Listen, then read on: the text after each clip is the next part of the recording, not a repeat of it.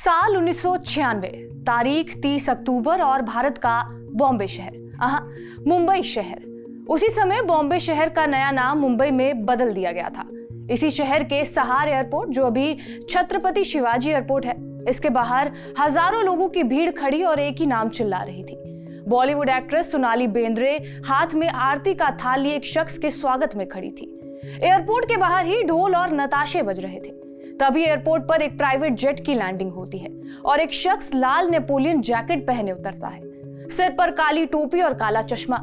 जैसे ही ये शख्स एयरपोर्ट से बाहर आया, भीड़ पगला गई। सबकी जुबान पर एक ही नाम था, एमजे।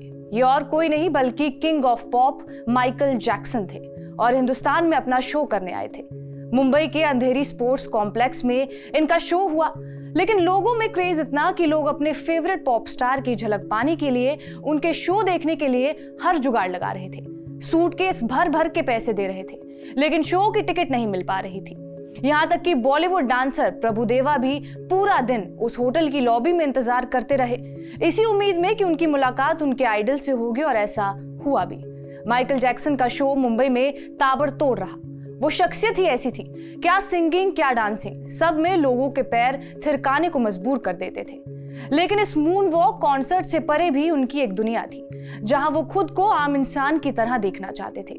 मशहूर जरूर थे, लेकिन ऐसे जो आम लोगों की तरह घूम फिर सकें, जिंदगी के मजे ले सकें। दौलत शोहरत सब कुछ था उनके पास, लेकिन उनका बचपन उनसे छीन लिया गया था। माइकल जैक्सन को 150 साल तक जीना था। इसके लिए उन्होंने ना जाने क्या क्या किया, 12 डॉक्टरों की टीम, ऑक्सीजन बेड पर सोना, लेकिन ये सब भी उन्हें मौत से नहीं बचा पाया। 25 जून यानी आज ही के दिन माइकल जैक्सन की मौत ओवरडोज के कारण हो गई और पॉप इंडस्ट्री में वो जगह फिर कोई नहीं भर पाया। अब हम इसी शख्स के जन्म से लेकर मरने तक की कहानी को आपके सामने रखने की कोशिश करेंगे। नमस्कार, मेरा नाम है रिया शर्मा और आप देख रहे हैं टीवी 9 डिजिटल। 29 अगस्त 1958 में अमेरिका के इंडियाना में माइकल जैक्सन का जन्म हुआ। अपने माता पिता की वो 8वीं संतान थे। पिता पेशे से पूर्व बॉक्सर थे, जिन्हें संगीत में दिलचस्पी थी और वो गिटार बजाते थे, और वहीं माँ कैथरीन पियानो परफॉर्मर थी, यानी म्यूजिक तो उन्हें विरासत में ही मिला था। लेकिन इस संगीत से उनके घर का खर्चा नहीं चल पा रहा था। तभी पिता ने 1964 में सभी भाई बहनों का एक बैंड बनाया और उसे नाम दिया जैक्सन ब्रदर। सारे भाई बहन मिलकर स्ट्रीट परफॉर्मेंस देकर कमाई करते थे। अब माइकल जैक्सन के पास टैलेंट तो था ही। धीरे धीरे जब जैक्सन 7 साल के हुए तो 1965 में उनके इसी ग्रुप का नाम जैक्सन 5 पड़ गया और वो उसे लीड करने लगे। जैक्सन 5 लगातार अपने गाने लॉन्च करने लगा और उन्हें यूएस में पहचान मिलने लगी। लेकिन 1975 में जाकर जैक्सन ने इस बैंड को छोड़ दिया और अपने परिवार को भी। इसके बाद उन्होंने मशहूर म्यूजिक कंपोजर क्विंसी जोन्स को कांटेक्ट किया। उस समय माइकल जैक्सन को पॉप की दुनिया में लोग जानने लगे थे। उनकी पहली फिल्म आई जिसका नाम था द विज, लेकिन ये फ्लॉप हो गई। इस फिल्म के म्यूजिक डायरेक्टर क्विंसी जोन्स ने माइकल का टैलेंट परखते हुए उनके साथ 3 सोलो म्यूजिक एल्बम लॉन्च किए, जो काफी पसंद किए गए। लेकिन माइकल जैक्सन को दुनिया भर में पहचान तब मिली जब साल 1982 में आकर उनकी एक एल्बम आई थी। इसका नाम था थ्रिलर। इस एल्बम ने आते ही एक नया इतिहास रच दिया। इस एल्बम की 7 करोड़ कॉपीज बिकी थी, जो पूरी दुनिया के इतिहास में किसी आर्टिस्ट के लिए सबसे ज्यादा थी। जिसके बाद सबकी जुबान पर किंग ऑफ पॉप नाम तो था ही। इस एल्बम को रिकॉर्ड 8 ग्रैमी अवार्ड्स मिले थे। माइकल हर एल्बम सेल पर $12 रॉयल्टी लेकर दुनिया के सबसे ज्यादा रॉयल्टी लेने वाले स्टार बन गए थे। इसी के 1 साल बाद यानी 1983 में उन्होंने एक टीवी शो में मून वॉक किया।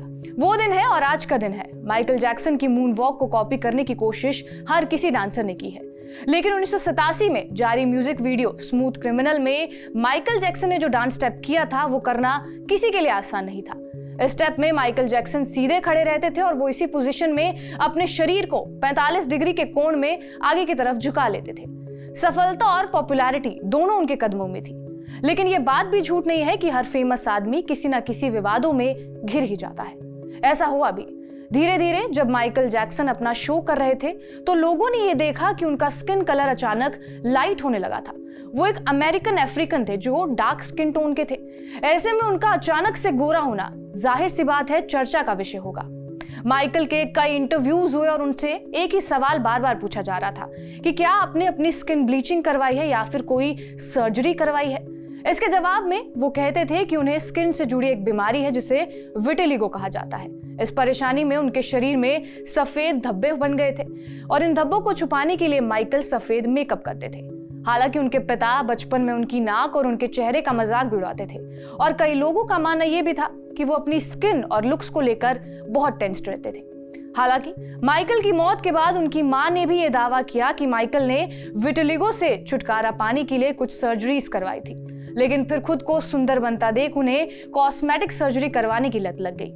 माइकल ने 1988 में बायोग्राफी में यह खुद भी कबूला था कि उन्होंने 2 बार राइनोप्लास्टी और 1 बार चिन की सर्जरी करवाई थी। ये सब तो फिर भी ठीक था, लेकिन एक चीज जिसने उन्हें तोड़कर रख दिया था वो था 1993 की गर्मियों में माइकल के खिलाफ यौन शोषण का आरोप, जिसमें 14 साल के बच्चे के खिलाफ उन पर यौन शोषण का आरोप लगा। 1 साल तक उनका करियर अस्त व्यस्त रहा, लेकिन 1985 में जाकर उनके खिलाफ इस केस में कोई सबूत नहीं मिले। उन पर अक्सर बच्चों के यौन शोषण के आरोप लगते रहे, लेकिन कोई भी आरोप साबित नहीं हो पाया था। वो बच्चों के साथ समय बिताते थे और सोते थे, और तब भी उन्होंने यही सवाल किया था कि बच्चों के साथ सोना गुनाह कैसे है। खैर, माइकल जैक्सन की निजी जिंदगी की बात करें तो साल 1994 में उन्होंने लीजा मैरी प्रिस्ले से शादी की थी। हालांकि ये शादी ज्यादा दिन तक नहीं चली और 19 महीने बाद ही दोनों का तलाक हो गया।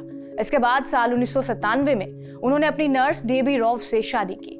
उनसे उन्हें 2 बच्चे हुए, प्रिंस माइकल और बेटी पेरिस माइकल कैथरीन। हालांकि उनकी ये शादी भी ज्यादा दिन तक नहीं चली और 1999 में उनका डेबी से भी तलाक हो गया। जैक्सन की संपत्ति की अगर बात करें तो साल 2007 में वो 1400 करोड़ रुपए से ज्यादा की संपत्ति के मालिक थे। कहते हैं कि एक ऐसा समय आया था जब वो हर हफ्ते 97 करोड़ रुपए कमाते थे। कैलिफोर्निया में उनकी 2700 एकड़ में फैली आलीशान प्रॉपर्टी थी जिसका नाम नेवरलैंड रेंच था। इस प्रॉपर्टी में उन्होंने झूले, रेलगाड़ियां, सब चीजें बना रखी थी, मानो वो अपना बचपन फिर से जीना चाहते थे, जो वो नहीं जी पाए थे।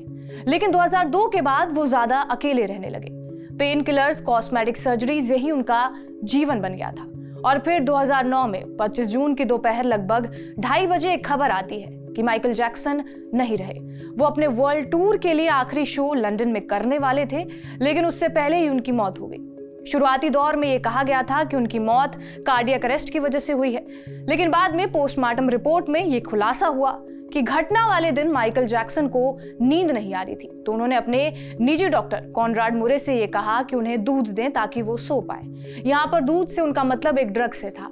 इस पर उनके निजी डॉक्टर कॉनराड मुरे ने उनको एक साथ कई ड्रग्स की हैवी डोज दी थी जिससे वो जल्दी सो सके। कुछ ही समय बाद डॉक्टर मुरे को माइकल जैक्सन को बेसुध पड़े दिखे तो आनन फानन में वो सीपीआर देने लगे, लेकिन कुछ नहीं हो पाया। 50 साल के माइकल का वजन 50 किलो से भी कम था और वो सिर्फ और सिर्फ दवाइयों के डोज पर ही जी रहे थे। इसके लिए माइकल की मौत के 8 महीने बाद 8 फरवरी 2010 को डॉक्टर कॉनराड मुरे को ही उनकी गैर इरादतन हत्या का दोषी पाया गया था। माइकल के दिमाग को भी डॉक्टर्स ने प्रिजर्व करके रखा था ताकि वो उससे कुछ सबूत जुटा सके। खैर, 3 सितंबर को पॉप किंग को एक सोने के ताबूत में दफनाया गया जहां सिर्फ 200 लोग शामिल हुए थे।